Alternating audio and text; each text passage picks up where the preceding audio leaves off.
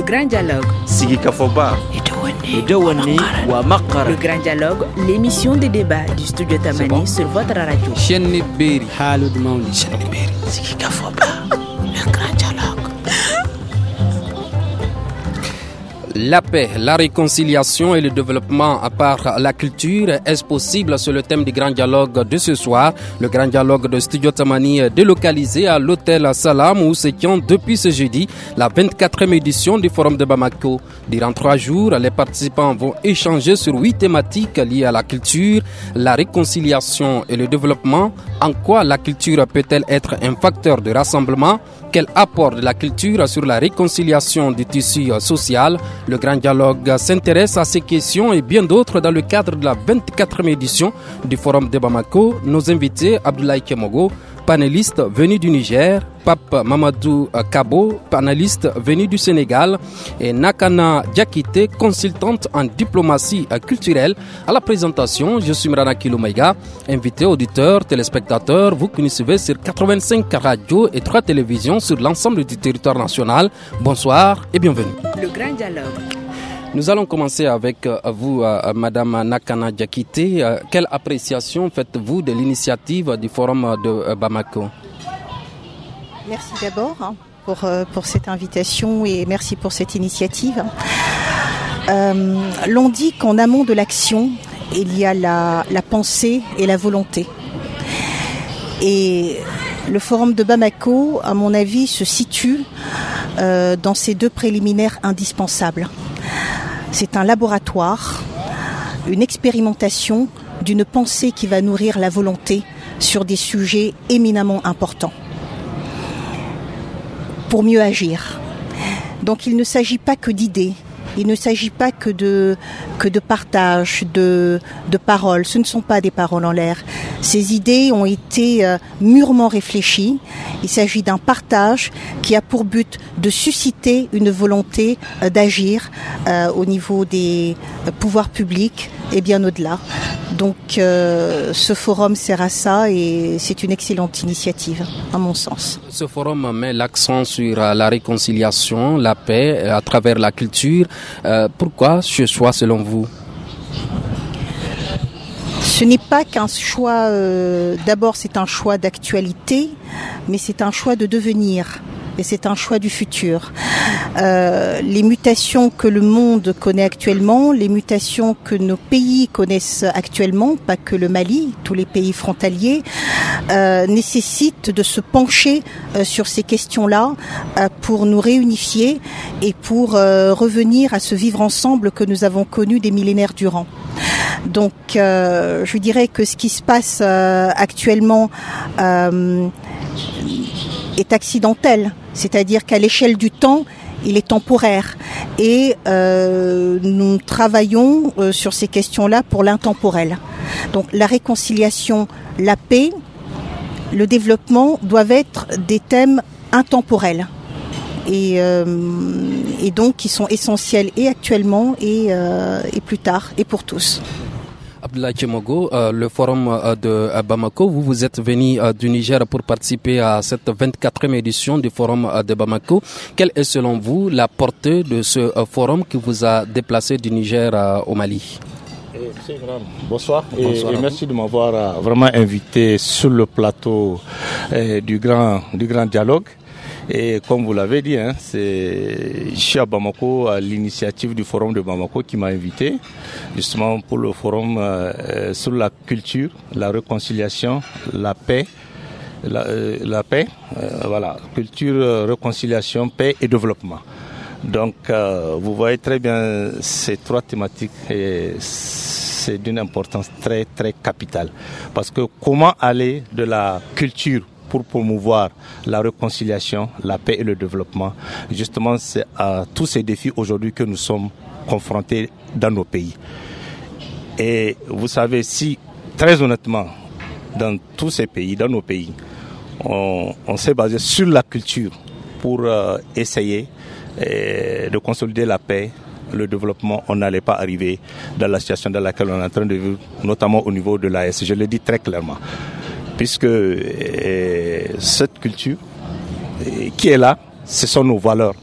on aurait dû se reposer sur nos valeurs au lieu d'aller chercher une culture ailleurs et qu'on a expérimenté pendant plus de 100 ans. Aujourd'hui, nos pays là, depuis l'indépendance, ça fait plus de 100 ans. Mais plus de 100 ans pour quel résultat? Pour quel résultat? Parce que vous avez vu, c'est l'éternel recommencement pratiquement dans les États du Sahel, il faut le dire, hein, avec des séries de coups d'État et tout, mais des coups d'État salutaires. Parce qu'aujourd'hui, ce qui s'est passé là, on est tous d'accord que nous sommes dans la refondation de ces 3 pays. Maintenant, pour revenir véritablement à nos cultures, à nos valeurs.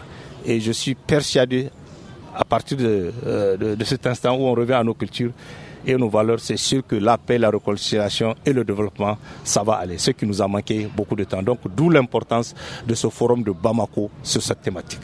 Voilà. Nous sommes à la 24e édition du forum de Bamako. Est-ce que vous constatez de l'engouement autour de ce forum de Bamako? Bon, j'avoue, c'est la première fois que je viens d'assister à ce forum. C'est vrai, on est à la 24e édition, mais déjà, moi, ce que j'ai constaté depuis mon arrivée à Bamako jusqu'aujourd'hui, à l'ouverture des travaux, on a vu vraiment un certain engouement qui est là. Les gens sont d'accord sur la thématique parce qu'on sait qu'il n'y a que cette culture qui peut nous amener à régler les problèmes de réconciliation, de paix qu'on a connus. Le Mali, comme le Niger, on a connu des rébellions dans nos pays. Aujourd'hui, on est en train de vivre cette histoire de terrorisme qu'il y a et au Mali et au Burkina. Mais tout ça, les gens qui sont dans le terrorisme, c'est quand même souvent, ce sont nos frères, ce sont nos enfants. Si aujourd'hui ces enfants-là ont véritablement assimilé notre culture, comment ces enfants, en seul instant, vont se laisser embobiner par d'autres qui viennent d'ailleurs pour leur dire il faut attaquer vos propres frères, il faut tuer vos propres frères, c'est pas normal. Donc, ce qui est sûr, cette thématique, elle est d'importance capitale, comme je l'ai dit. Et un engouement, il est là parce qu'on a vu les jeunes. J'ai vu à l'intérieur de la salle de conférence, pratiquement, c'est des jeunes. C'est beaucoup plus de jeunes qui sont là pour écouter et qui ont pris part à ce forum. Donc, ça veut dire que, sincèrement, si on part du principe de ces gens-là, peut-être que le message va passer et demain, on n'aura plus à être confronté à ces difficultés. D'accord. Pape Mamadou Kabo, vous êtes venu du Sénégal. Qu'est-ce qui vous a motivé à croire à ce forum de Bamako? C'est d'abord le partage d'expériences. D'accord. Ma sœur du Mali, mon frère du Niger et moi du Sénégal, nous avons des expériences différentes les uns des autres par rapport à notre vécu. Notre vécu au quotidien et notre vécu par rapport à nos formations académiques et nos vécus par rapport au voyage qu'on a eu à faire dans la vie. La culture comme prétexte pour cimenter les relations. La culture comme prétexte pour renouer les relations qui se sont distendues. La culture comme prétexte pour nouer des relations nouvelles. Justement, pour se réconcilier d'abord avec nous-mêmes, en tant qu'Africains, parce que, comme l'a dit tout de suite mon frère, nous avons répondu à l'appel de certaines sirènes qui nous avaient fait croire à des choses qui, aujourd'hui, on se rend compte que c'était des chimères. Nous avons couru après pendant plusieurs décennies et cela ne nous a pas permis de nous développer.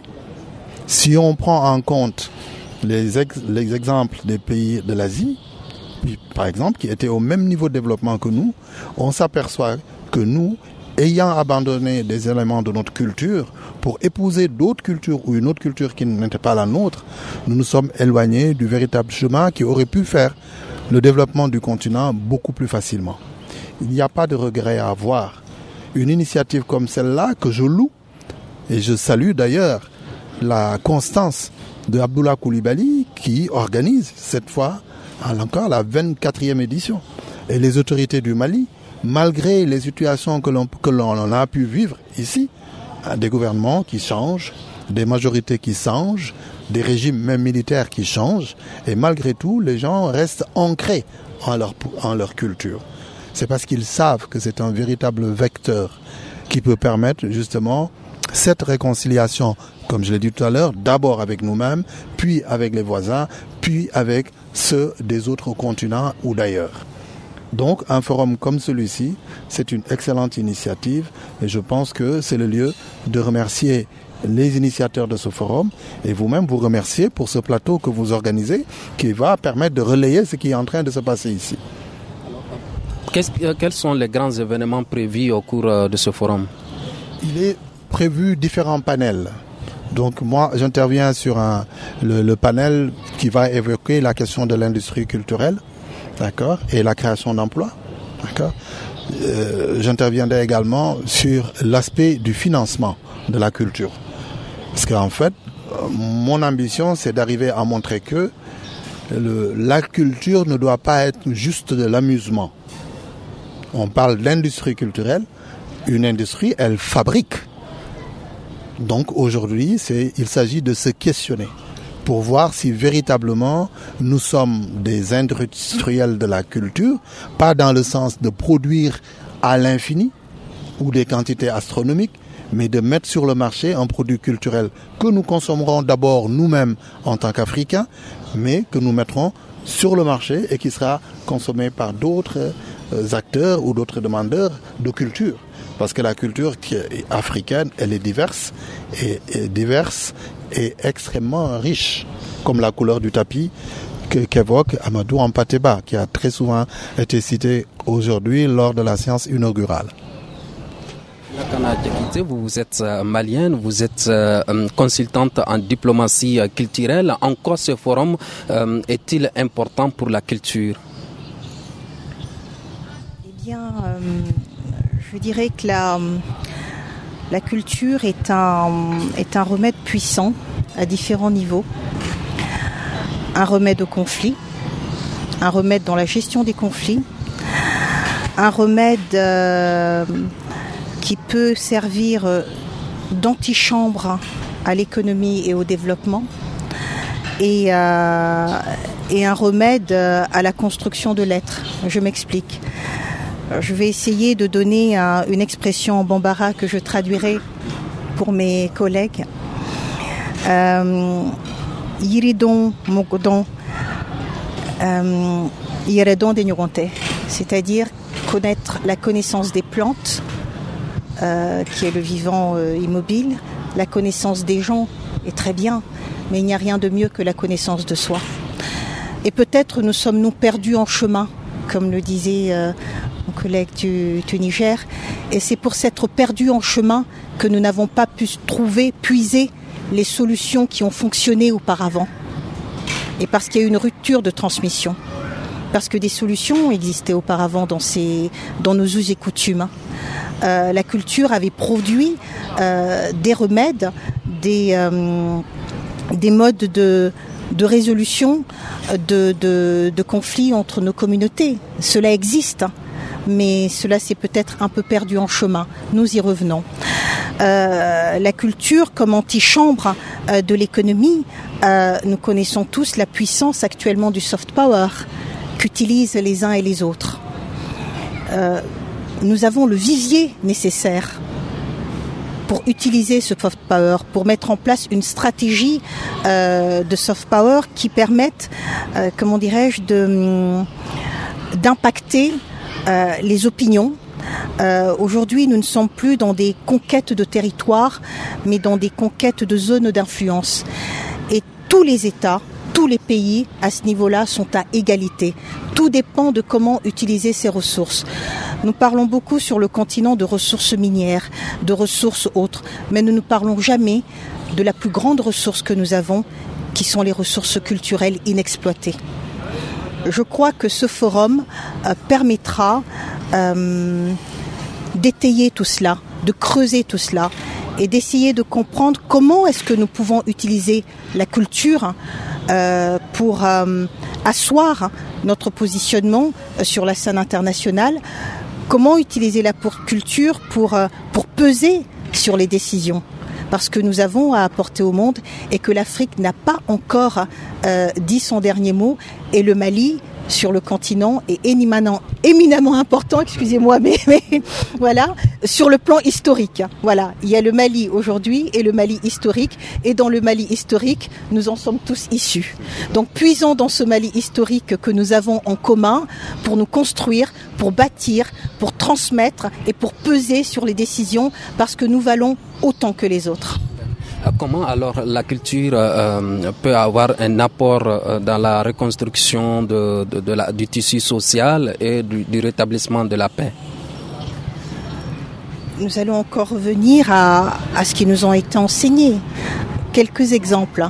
Alors je vais le dire, Teranga, par exemple, Snanguya, Maya, Djatigia. Combien de mots, alors ça ce sont des mots, des concepts en bambara, mais il y en a en Sanraï, il y en a en Tamashek, Zamalaya, il y en a en Peul. Nous avons eu des administrations, nous avons eu des modes de gestion et d'organisation de relations entre les communautés qui existent. C'est parce que ce socle s'est effrité. Donc il suffit, à mon avis, et je pense que c'est ce qui est en train de se passer actuellement, d'aller chercher ce qui a fonctionné. Il ne s'agit pas de rejeter ce qui vient de l'extérieur, mais surtout d'aller chercher ce qui a fonctionné durant tant de temps. Et en cherchant ce qui a fonctionné dans nos us et coutumes, dans nos traditions, en essayant de reconnecter avec cette transmission, alors je pense qu'on pourra y arriver et à ce moment-là, on va ajouter ce qui fonctionne ailleurs, mais pas ce qui ne fonctionne pas. Mais ça sera en plus, alors que pour l'instant, jusqu'à présent ou pendant longtemps, nous avons réagi un petit peu en soustraction. Nous ne sommes pas nous-mêmes et nous allons prendre des solutions d'autrui. Trouvons donc ces solutions dans notre culture et ajoutons les solutions venant d'ailleurs parce que c'est une intelligence collective. Nakana a parlé de culture qui peut rassembler. En quoi cette culture peut-elle rassembler le peuple? Mais on a vu dans les terroirs, quand souvent il y a des événements justement culturels, tout le monde est là, du plus petit au vieux, tout le monde est là et les gens partagent l'expérience. Donc en ce sens, je pense bien que la culture est bien là pour rassembler les gens, parce que ça permet de connaître ce qui s'est passé avant, maintenant et après. Donc en ce sens, quand les gens sont convaincus ou au courant de voilà comment les choses ont été réglées, donc je pense bien que ça va continuer et ça va éviter des problèmes. Si on a des problèmes, c'est justement parce que les gens ont oublié le passé. Or, on ne peut pas construire l'avenir sans le passé. Il faut toujours aller du passé pour construire l'avenir. Et c'est ce qui a beaucoup manqué et c'est ce qui a créé toutes les difficultés et les problèmes que nous sommes en train de rencontrer et qu'on est en train de rattraper aujourd'hui parce qu'on a tout expérimenté. Tout expérimenté, je le dis, on a tout expérimenté dans nos pays, on a vu que ça ne marche pas. Maintenant, qu'est-ce qu'il faut faire? Il faut s'arrêter, réfléchir pourquoi ça ne marche pas et comment il faut faire pour que ça marche. Et je crois que nous sommes aujourd'hui dans cette dynamique au niveau en tout cas des États de l'AES. Parce que nous vivons les mêmes réalités culturelles et tout. Si on regarde, c'est pratiquement la même chose. Gao est là et Madame Gao est là avec le Niger, c'est la même chose. Fada avec le Burkina et tout, c'est la même chose. Donc, on a les mêmes réalités. Donc, et heureusement que Dieu a fait en sorte aujourd'hui qu'on s'est tous retrouvés ensemble et qu'on est arrivé à la même conclusion que ça ne va pas, il faut s'arrêter. Et si ça ne va pas, c'est parce que, je le dis, on a rejeté notre culture. On est allé coller une autre culture qui ne s'y est pas. On a pris une démocratie. Quand tu prends la démocratie, ça vient d'où? Pour parler terre à terre, la démocratie, c'est pas nos valeurs, c'est copié d'ailleurs. C'est vrai qu'on faut aller à la démocratie, mais nous-mêmes, on peut fabriquer nos propres textes pour que cette démocratie qui est là, que nous puissions la conduire normalement. Mais malheureusement, on est allé copier une démocratie qui ne reflète pas nos réalités, nos valeurs. Et voilà le résultat. À chaque fois, on gère le pays pendant un certain nombre de temps. On cogne la tête contre le mur, on revient en arrière. Mais ça ne peut pas continuer. Il faut maintenant aller de l'avant. C'est pour ça que j'ai dit la culture, qu'on le veut ou pas aujourd'hui, c'est le vecteur qui va nous permettre d'aller de l'avant. Quand tous ces jeunes qui sont là vont savoir ce que les grands-parents et leurs arrière-grands-parents ont fait, qu'est-ce que les pays-là ont été par le passé. Mais quand tu sais ça, comment tu vas commettre des erreurs pour que ça ne marche pas. Donc, la culture, comme je le dis, vraiment c'est un vecteur de rassemblement. Et il n'y a que cette culture qui peut rassembler les peuples un peu partout. En quoi cette culture peut-elle rassembler tout ce peuple et nous ramener à nos valeurs initiales? Mais parce qu'on va savoir ce que nous sommes. Il faut d'abord savoir qui tu es pour avancer. Quand tu ne sais même pas d'où tu viens, qui tu es, comment tu peux avancer. Mais à partir du moment où tu sais d'où tu viens, qui tu es, c'est comme ça qui va te permettre d'avancer. Et c'est ce qui a manqué. Les gens, ils sont là, ils ne savent même pas d'où ils viennent. Ils ne savent même pas qui ils sont. Tu vas demander, ils ne savent même pas d'où ils viennent, ils ne savent pas qui ils sont. Et comment, dans une situation comme ça, tu veux que les choses avancent? Ça ne peut pas avancer. Mais c'est la faute à qui? C'est la faute à tout le monde. Ça, il faut le dire. Parce que, c'est vrai, on a des dirigeants qui sont là. Mais il n'y a pas que la faute des dirigeants, aussi les populations. Parce qu'il faut que souvent les gens, quand même, il y a l'intelligence qui est là, il y a l'éducation qui est là. Parce que cette éducation-là, il ne faut pas seulement voir l'éducation occidentale. Même l'éducation familiale, elle a manqué dans nos États. Parce que si l'éducation est à la maison, comme on dit, à marcher, on n'allait pas arriver dans cette situation. Donc, c'est la responsabilité de tout le monde, il faut le dire. Que ce soit les dirigeants qui ont dirigé ces pays, que ce soit la population souvent qui sait et qui regarde et qui fait rien. Il faut que le pire arrive avant de réagir. Alors que vous savez que ça là, c'est une mauvaise voie qu'on est en train de suivre et vous n'avez pas le courage de dire arrêtez. Nous, dans le temps, c'est pas comme ça on fait. Voilà ce que nos parents ont fait, voilà ce que nos grands-parents ont fait. On ferme les yeux. Donc c'est la responsabilité de tout le monde. Ça je le dis. Maintenant, comme tout le monde, tous on est conscient que ça ne va pas. Maintenant, on s'est tous retrouvés ensemble. Il faut aller de l'avant, il faut reconstruire nos États. Voilà. Est-ce que les pays africains, notamment le Mali, le Niger, le Sénégal, qui sont représentés sur ce plateau, profitent suffisamment de leur diversité culturelle pour rétablir la paix et la réconciliation et le développement? Oui, bien évidemment, ce sont des ressorts sur lesquels on doit s'appuyer et rebondir pour justement rattraper tout ce qui... Mais est-ce qu'on s'appuie? Ce que je suis en train de dire, on doit s'appuyer dessus pour rebondir. Et pourquoi on doit le faire? Parce que justement, nous ne l'avions pas suffisamment fait. C'est ce qu'il vient de dénoncer tout de suite. Nous ne l'avions pas suffisamment fait et c'est ce qui nous rend conscients de l'importance de l'organisation d'événements comme ce forum qui permet de parler de la culture, qui montre la culture comme un moyen ou un vecteur de réconciliation, qui montre également la culture comme un instrument de paix et qui offre la culture comme un moyen de développement ou d'accéder au développement. La culture, comme il le rappelait tout à l'heure, moi j'aime bien cette définition de l'histoire, qui dit que l'histoire c'est l'étude du passé, qui permet de comprendre le présent et de mieux appréhender l'avenir. Appréhender l'avenir, c'est ce que l'on appelle nous en économie et autres, c'est de la prospective, se projeter, voir ce que l'on veut devenir, ce que l'on souhaiterait être. La culture nous permet de pouvoir justement faire aujourd'hui une évaluation de notre situation par rapport à l'évolution du monde et nous projeter. Nécessairement, il s'agira de nous enraciner d'abord sur notre culture et de nous ouvrir à celle du monde, ou, comme le suggère ma sœur tout à l'heure, où on pourra prendre ce qui nous enrichit et nous séparer des tares qu'a décrit tout à l'heure mon frère et qui a retardé le continent. La culture n'est pas seulement amusement. La culture, c'est éducation. La culture, c'est un état d'esprit. La culture, c'est un comportement.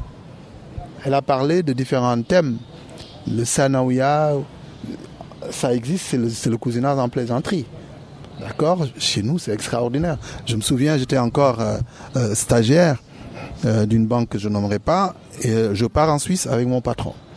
Avant de partir, l'assistant de son collègue avait un nom sénégalais comme moi.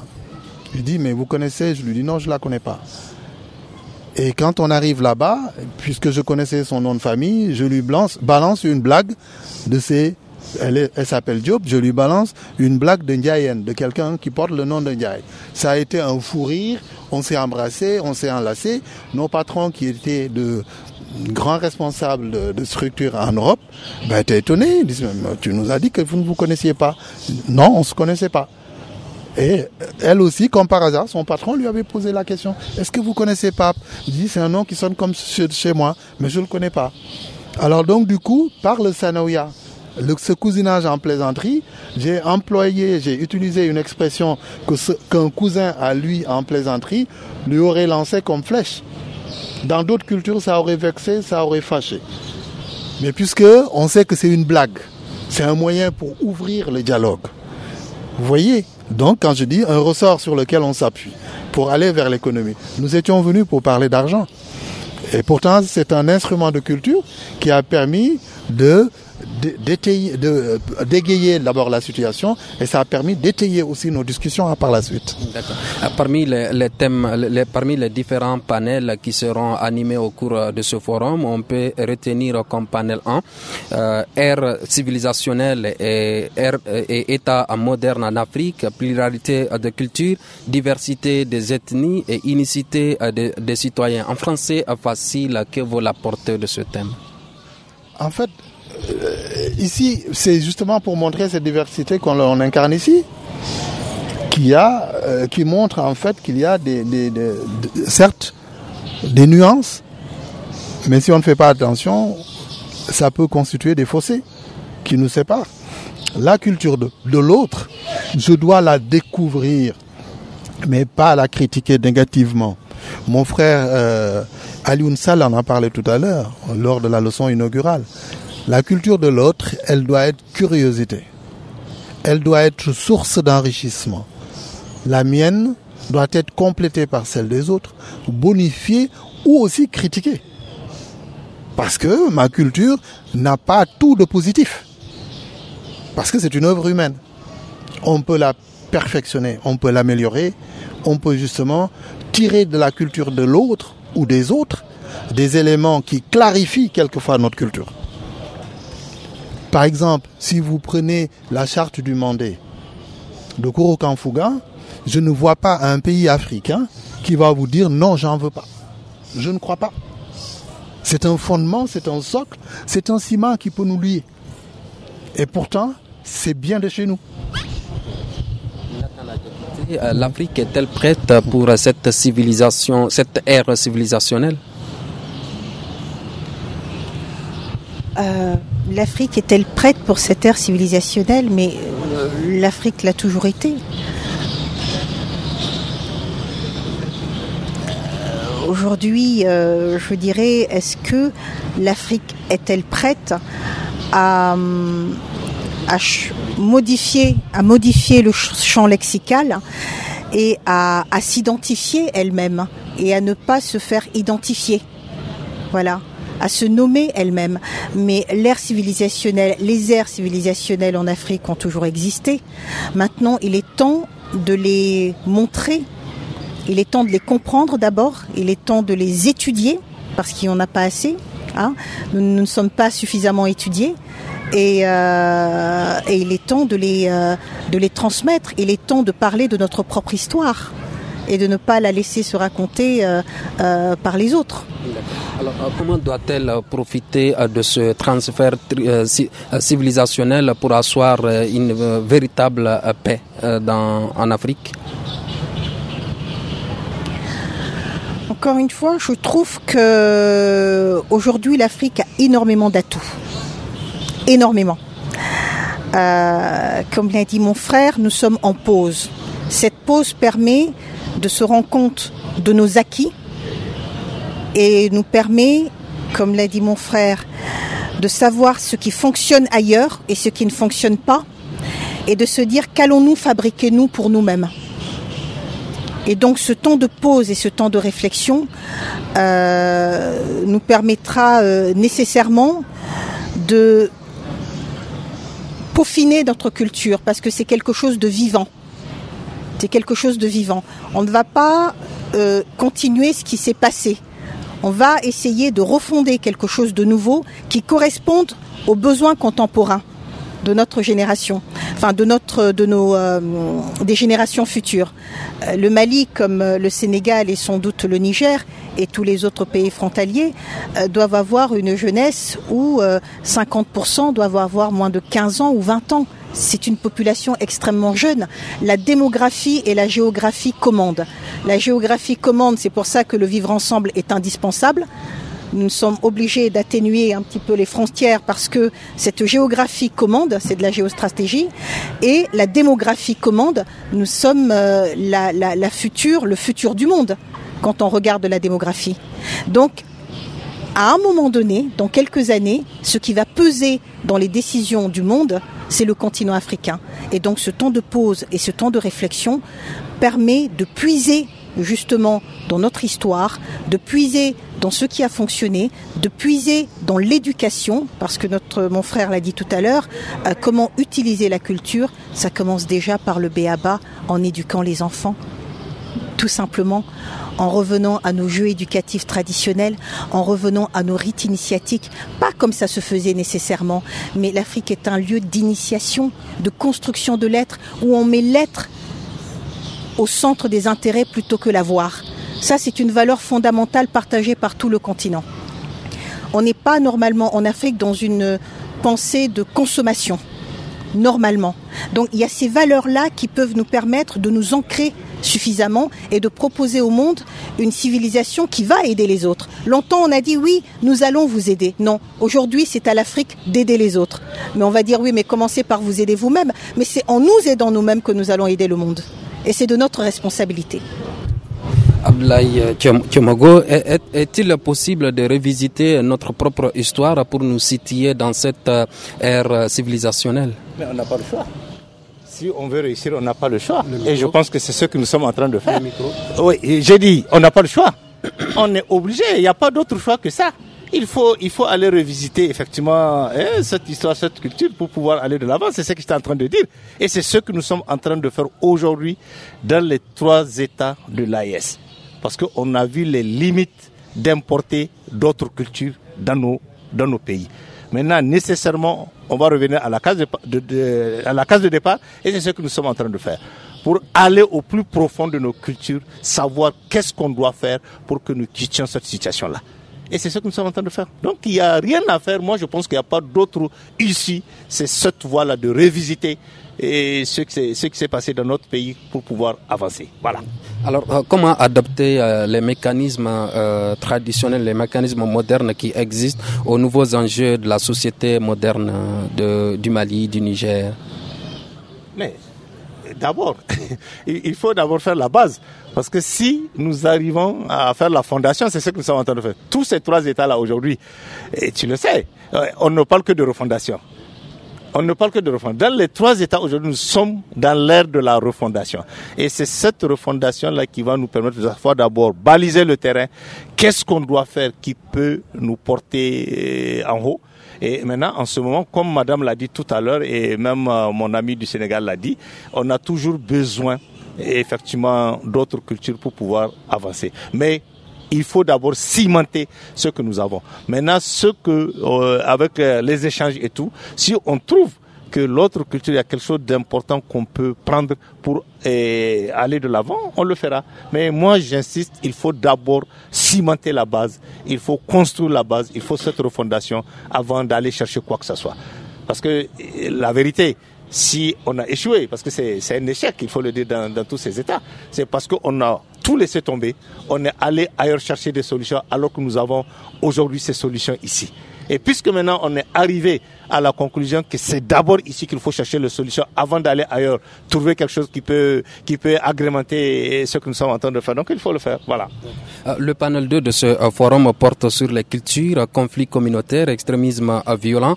Le rôle de la culture dans les conflits, dans le contexte de modernisation. Quel rôle la culture peut-elle peut-elle jouer dans les conflits communautaires, extrémisme violent? Tout à l'heure, en commençant ce débat-là, j'ai rappelé la rébellion qui a sévi aussi bien au Mali qu'au Niger. Nous avons tous vécu ces moments de la rébellion où il y a eu ce qu'il y a eu, parce que pendant des années, vous savez, le bilan il est quand même ce qu'il est, en macabre et tout le reste, avec du temps perdu inutilement et tout, pour que après qu'on s'arrête pour parler de réconciliation, parce que d'où l'un des thèmes de la réconciliation, parce que cette réconciliation, c'est par rapport à ce qui s'est passé avant. Donc, si on revient à cette culture, pour que chacun, dans sa sphère, il va se dire que chez moi, voilà ce qu'on fait souvent pour régler telle ou telle question. On n'a pas besoin de prendre des armes et tout, parce que dans notre culture, voilà ce qu'on nous a appris. Je pense que cette culture, elle a un rôle important à jouer pour éviter ces conflits communautaires et tout le reste, à mon sens. D'accord. Quels sont les mécanismes existants auparavant qui gèrent les cas de conflits en Afrique? Je vous ai cité tout à l'heure la charte du Mandé. ce sont des engagements. Dans nos us et coutumes, nous pouvons puiser suffisamment de ressources à même de permettre de gérer tout type ou toute forme de conflit. Jusqu'aux conflits armés les plus sévères possibles. On peut les régler en nous appuyant sur nos valeurs culturelles.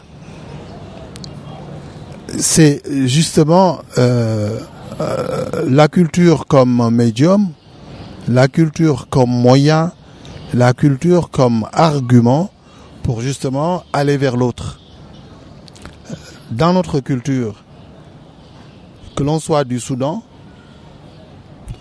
que l'on soit du Dahomey ou que l'on soit d'ailleurs, il y a un élément central, c'est très souvent l'oubli de soi pour la collectivité. La culture africaine, le moi haïssable,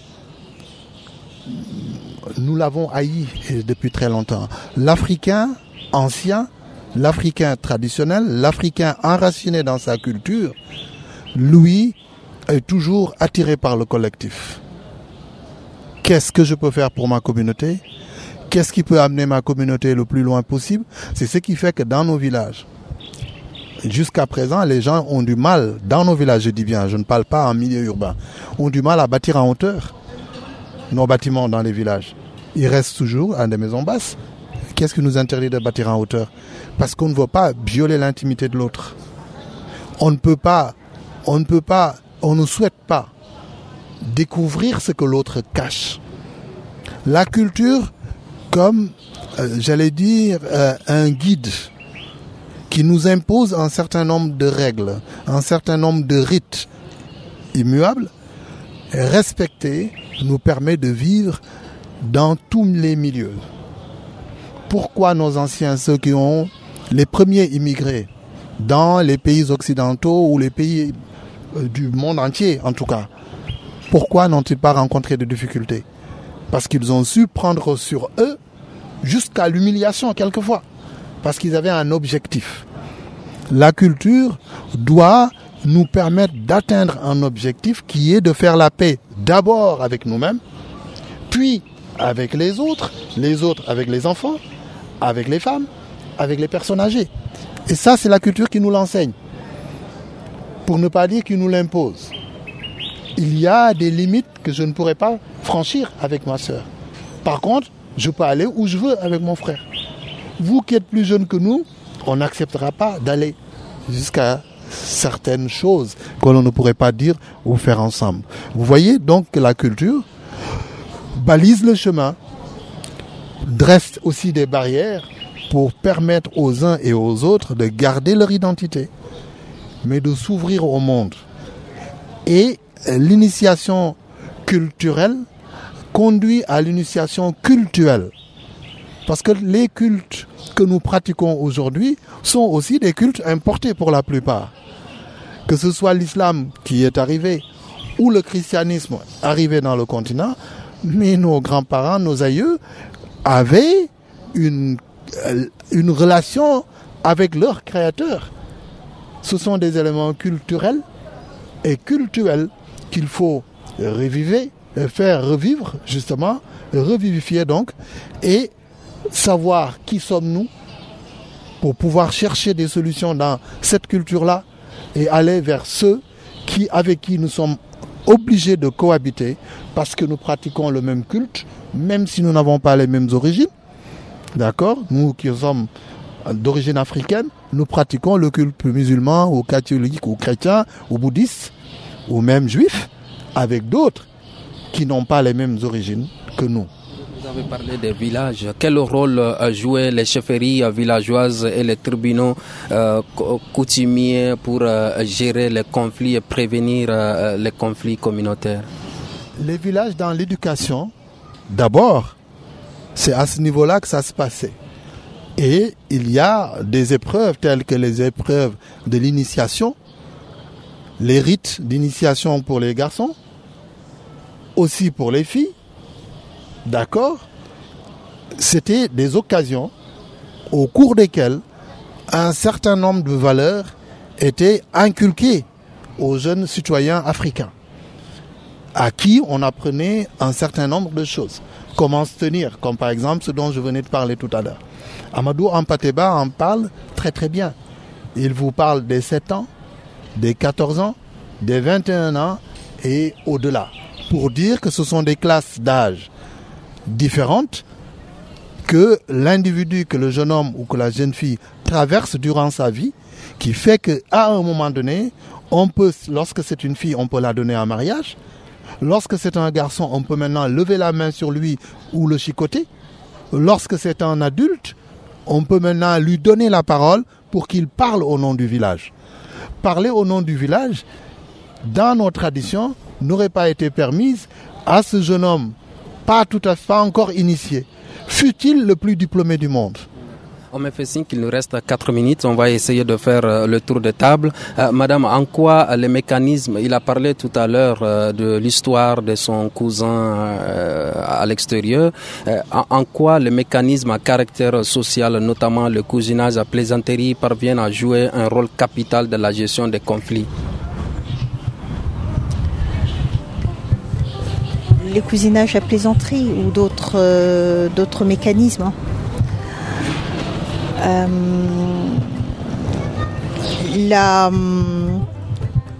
Le rapport à l'hôte, le rapport à l'étranger, par exemple.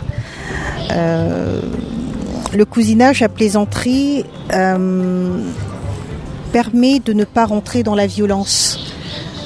C'est ça le plus important, c'est-à-dire qu'on peut tout se dire verbalement, on peut se chahuter, mais ça évite l'acte violent. Et donc c'est une forme d'exutoire. Et une fois que l'exutoire est là, eh bien ça apaise. Mais en échange, ça crée aussi des tabous. Mais ces modes de fonctionnement de cousinage font que quand 2 communautés ou 2 personnes sont en conflit, il y a toujours un tiers qu'on doit écouter et à qui on ne peut dire non. Et ce tiers va toujours intervenir pour éviter le conflit. Et ça existe pour toutes les communautés et pour toutes les personnes. Ce qui fait qu'il y a toujours un médiateur. Tous les mots qui existent actuellement sont dans nos traditions. La médiation existe, la diplomatie a existé, la législation a existé. Kurukanfuga n'est rien d'autre qu'un édit. Donc, tout a existé simplement avec une autre langue. Donc, ce que je voulais dire aussi, c'est qu'il y a une réappropriation de la langue qui est importante. Nous parlons effectivement actuellement là une autre langue. Ce n'est pas un moi. Nous l'utilisons. Mais nous nous permettons de l'utiliser parce que chacun de nous sait qu'il parle sa langue et qu'il maîtrise cette langue. Cela ne nous empêche pas d'utiliser cette langue pour nous faire comprendre.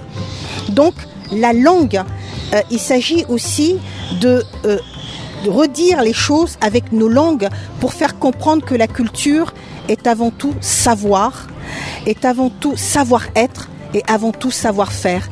Oublions par exemple ce terme de culture et remplaçons-le éventuellement par c'est du savoir, c'est du savoir-être et du savoir-faire. Et là, je pense que ça sera mieux compris. Nous allons donner le dernier mot à Abdoulaye Tchemogo. Comment inculquer nos valeurs traditionnelles qui viennent d'être citées à la future génération pour rester attachée à ces valeurs cardinales? Ok. Et tout à l'heure, Madame a évoqué cette question de parenté et de plaisanterie, non? Le cousinage à plaisanterie. C'est pour vous dire que nous au Niger, c'est devenu un événement. On a institué ça en un événement et chaque année, il y a la parenté à plaisanterie, comme on dit. C'est un événement national qui se déroule dans une région du Niger où toutes les autres régions convergent dans cette région pendant une semaine où les gens sont ensemble et rappeler souvent certaines blagues culturelles, ce qui se dit dans telle région, vraiment c'est très intéressant et je pense que depuis quelques années qu'on le faisait, ça a permis justement de régler beaucoup de problèmes où les gens savent que nous sommes les mêmes, nous sommes tous des frères et parents. C'est juste peut-être toi tu es de telle région parce qu'il y a eu ceci et cela, mais nous sommes tous les mêmes à travers cet événement. Donc ce qui fait que nous au Niger, on a pris de l'avance. Et vraiment par rapport à ça, je le dis, on a pris de l'avance par rapport à cette situation depuis longtemps pour pouvoir régler le problème. Et ça nous a permis de régler beaucoup de problèmes qu'on a connus par le passé. Merci. Ainsi se referme ce grand dialogue qui avait pour thème la paix, la réconciliation et le développement par la culture est possible. Et nous étions avec Abdoulaye Kemogo, panéliste venu du Niger dans le cadre de la 24e édition du Forum de Bamako, Pape Mamadou Kabo, panéliste venu du Sénégal, et Nakana Diakité, consultante en diplomatie culturelle. Ce débat vous a été présenté par Imrana Kilomaiga et réalisé par Mariam Koulibaly. Merci de l'avoir suivi. À demain pour un autre débat.